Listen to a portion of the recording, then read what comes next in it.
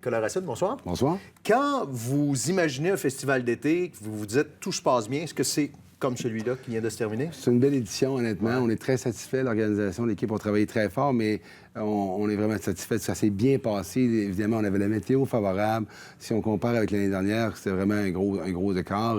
Transport en commun de retour, on l'a vu tout à l'heure, on en parlait, hein, c'est quand même 18 000 transports par soir. C'est sûr que ça a un impact sur l'expérience. Se rendre fait partie de l'expérience. Ouais. Donc, c'est sûr que de ce côté-là, ça a très bien été. Belle programmation équilibrée.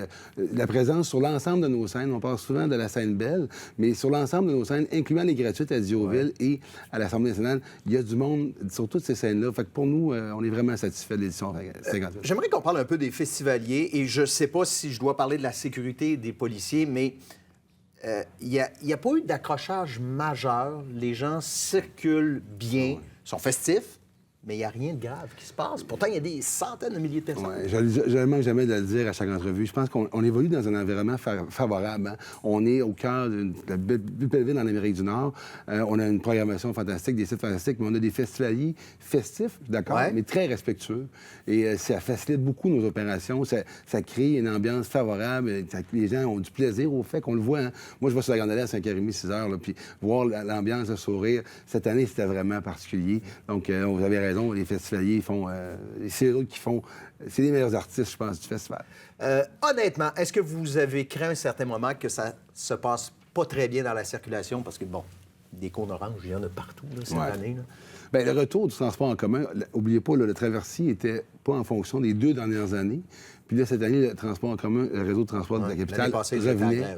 Donc, pour nous, on savait que malgré les défis qu'il pouvait y avoir au niveau de la circulation, c'était quand même beaucoup. On parle de 4 000 sur la traverse Québec-Lévis par soir, plus ce qu'on a eu pour le réseau de transport en commun avec 18 000 personnes. C'est sûr que ça désengorge l'affaire. Puis les gens ont changé leur habitude hein, depuis 2022, 2023, 2024. Ils arrivent plus tôt, ils profitent des restaurants, ils vont aller en basse-ville, ils vont monter à pied.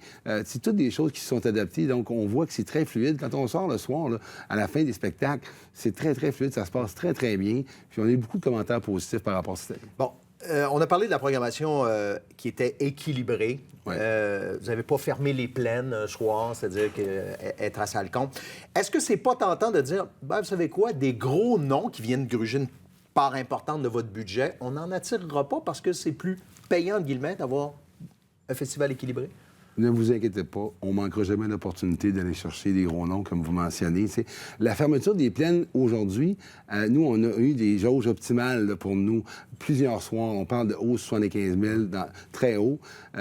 Parce que, comme je dis, ils sont dispersés sur l'ensemble de nos sites et on a fait du ménage. Hein. On a reculé la scène sans vendre de passer à une émission générale supplémentaire. On a nettoyé le site, on a grandi par en dedans, là, si c'est une expression. Donc, ça fait qu'on a moins d'urgence à fermer le site puis garder l'expérience confortable. Mais je pense que c'est beaucoup plus... Mais ça, combiné au fait qu'on programme partout...